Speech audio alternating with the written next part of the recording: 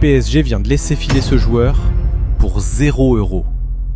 Regarde ce qu'il sait faire balle au pied et tu vas te demander comment c'est possible. Elijah Lee, ailier gauche, génération 2008, l'une des pépites du sacre en Coupe Gambardella. Passeur décisif en finale contre Montpellier. Il faisait partie de cette équipe U19 qui a tout raflé cette saison. Mais à 18 ans, son bail aspirant se termine et il quitte le PSG pour rejoindre le Club Bruges, champion de Belgique. Courtisé par Villarreal et le PSV Eindhoven, c'est finalement la Belgique qui l'emporte. Un choix malin, un club qui lance ses jeunes et qui dispute la Ligue des Champions.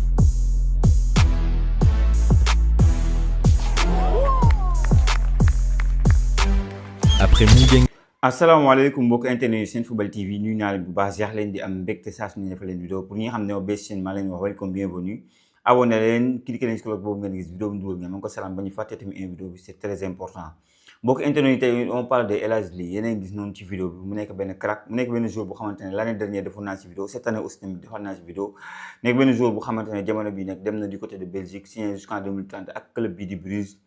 nag ngeen xam ko bu baax Krépin Diatta jaar na fa Formose Mendy Youssoupha Badji Amadou Sagna. Donc il y a énormément de Sénégalais qui sont passés par là en espérant que mu def carrière bi ñuy xaar en tout cas c'est un joueur bu xam ne moo am ci moom yaakaar de par ses qualités de dribble d'explosivité donc d'accélération. C'est qu'un joueur bu xamante ne ailier gauche les jouer donc si âge on peut dire qu'il a 18 ans et tout nekk benn joueur bu xamante ne pour man war na mën a ñëw si U20 yi maintenant nag U20 ki fa nekk dafa xaw a dëgër bopp par rapport à ça. Par le passé man mii proposé woon naa ko Assane Diao proposé woon naa ko Baba Diokou taxul woon convoqué leen yéen a ngi fàttali coupe du monde bi ñu joué fële yóbbu ay Samba Diallo ba waa Metz bañ ne duñu bàyyi Lamine Camara yéen a ngi koy fàttali jamono boobu j'ai fait tout mon possible pour que rek mu convoqué donc booy yooyu mais convoqué wu leen et aussi c'est quelqu'un bu xamante ne il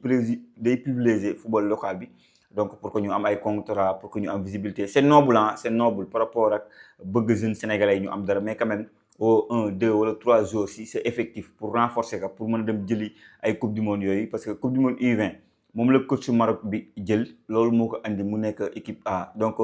nu ñu koy wax de Malick Daf c'est bien jël nga championnat Sénégal U17 yi jël nga et tout mais boo demoon jël U20 coupe du monde U20 tu peux être un candidat solide pour l'avenir de l'équipe nationale du Sénégal mais quand même tu privilégies tout le temps le football local man je suis d'accord avec toi que mën nga booy local yi dañoo war a am visibilité et tout mais ce genre de profil c'est extraordinaire et quand wax la dara de football dafa gaaw le gars là c'est comme Assane Diao Ibrahima Mbaye mën na tëb sax U20 yeeg yooyu ñëw équipe A lu leer laa leen wax il a des qualités énormes maintenant gauche les jouer Mamadou Diakhone peut-être que ce poste là est ancien Sadio Mané bu demee ils vont libérer beaucoup de place parce que foofu la Assane Diao du jouer fa la Ibrahima Mbaye mën na fa jouer aussi Mamadou Diakhone mu ngi noonu Cheikh Sabali gis nga gën nañ ko muy Vancouver MLS et ce boy là c'est un crack ce boy là a du talent. Ça a du talent franchement Youssou Ly gis ngeen li mu def teg ay coups francs laxas ko contre Manchester City def nga di match même les supporters du PSG n'ont pas compris le choix de bàyyi boy mu dem maintenant nag ça s'explique pourquoi Kvaratskhelia mu ngi foofu Dembélé mu ngi foofu Barcola mu ngi foofu Désiré Doué mu ngi foofu Ibrahima Mbaye mi mu ngi foofu donc c'est des postes yu xamante ne sur le couloir en tout cas c'est difficile pour un jeune joueur c'est difficile même pour Ibrahima Mbaye qui a des qualités pourtant énormes mais c'est le PSG c'est l'équipe qui a gagné 2 Ligues des Champions def la nii donc jouer fa c'est toujours difficile maintenant championnat Belgique c'est un championnat boo xamante ne réputé par leur formation une très belle formation et booy bi bu demee formation Belgique pour man ça peut être intéressant il doit tout faire pour avoir du temps de jeu mais man je le verrai bien sur les U20 yi xamante ne voilà ils vont préparer la CAN U20 il y a la CAN U20 si toutefois on est qualifié on joue la coupe du monde man je le verrai bien là-bas donc maintenant nag bon gis ngeen ne football ça va très vite. Tu peux faire des performances yu xamante ne mën na la yóbbu équipe à vite fait et donc comme ni nga ko gisee booy bi il est pas fou il sait que si bu fi toogee naa damay xaar ay France ak yooyu kañ lay football France avec ces joueurs français là qui sont extraordinaires Olysée tous ces joueurs là Serke keneen ak keneen donc il sait que la possibilité de Sénégal mën na ko neex mu ñëw fi et je pense que quand da nga koy convoquer mu ñëw mais man comme encore une fois man je le verrai bien sur les U20 mais je sais que ki yor suñu U20 c'est jamais nga gis que mu ay expatriés wala yeneen ñeneen yu xamante ne ay binationaux lañu wala parce que maa ngi bëgg a yàgg ak moom xam naa la façon dont il travaille donc bàyyi woon na U17 U20 ak yooyu noonu ba dem si championnat Sénégal c'est un très bon coach qui fait jouer son équipe et tout mais pour man kii c'est un vrai atout Voilà, la concurrence pour l'avenir de l'équipe nationale du Sénégal ici, au poste d'ailier en tout cas, ça risque d'être très difficile pour le coach bi fay nekk parce que tu as du Amara Diouf qui ñëw na Fenerbahçe, tu as du Yaya Jammeh du côté des Strasbourg, tu as ce boy là, tu as Ibrahima, tu as Mamadou Diakhone, tu as Assane Diao, tout ça là c'est des jeunes joueurs mais man la fa laay taxawee que le meilleur joue bu fekkee boy bi El Hadji Ly nii dem na di toj brise di wane fa di fa wane sax lu fu Mamadou Diakhone wanewul noonu lañ ko convoqué ma moo seul souci mooy le poste qu'il joue Mamadou Diakhone foofu lay jouer mais nag un très bon entraîneur quand tu as des joueurs de qualité tu peux les utiliser différents systèmes, différentes stratégies et comment animer donc ton attaque. Donc tu peux avoir les mêmes profils mais faire jouer l'autre donc comme ailier droite, l'autre comme ailier gauche. Donc Mamadou Diakhone et El Hadji ne vous inquiétez pas, jarul ngeen inquiété wu, les deux peuvent jouer ensemble. Xam nga ils ont des qualités similaires mais je trouve que là le boy là il est trop technique de par ses dribbles franchement feinte de corps yi, passement de jambes yi xam nga donc comment accélérer, il sait accélérer ou bu waree accélérer, il sait téye bal fu mu war a téye bal, il peut faire mal et ce genre de joueur dañuy am ay marge de progression yu assez intéressant et quand on dit marge de progression mooy les précisions dans les tirs, les précisions dans les dribbles,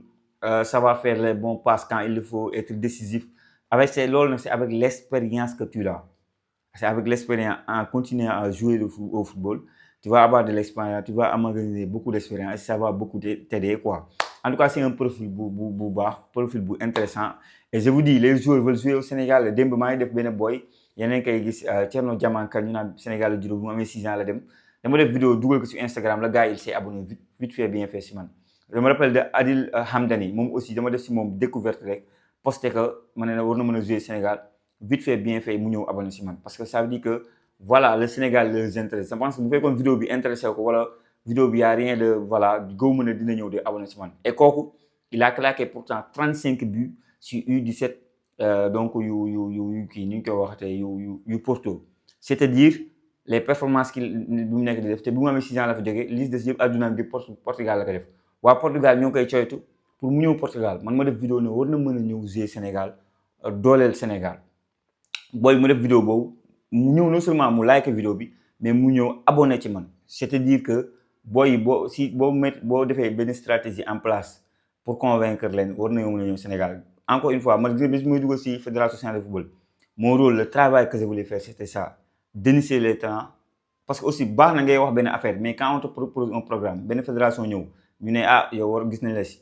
yow nga am loo nga ne man lii laa gisee jàpp nga ne waroon nga mën a nekk ko xamante ne xaaruma si salaire mais dénicher ay de talent de gauche à droite di renforcer les U17 di renforcer les U20 donc pour jàmmaarloo yi gën a mag ci àddina maanaam les coupes internationales coupe du monde moo tax may wax nga jéem fa am dara quoi. Donc c'était ça mon taf mais malheureusement gis ngeen fédération bi ñuy dox de en tout cas lu si mënti am on continue le travail on va continuer à dénicher des talents on va continuer à parler des jeunes joueurs sénégalais pour la fédération les sénégalais gën leen xam donc mbokk yi li mënu ko vidéo bi ci commentaire wax leen seen xaar ak seen gis-gis dem si yeneen plateforme yi doole moo xam TikTok la moo xam Instagram la boo ñu tapé Senfootball TV incha allah di ngeen gis suñu logo bi jaajëfal naa leen wax leen ba beneen sur Senfootball TV.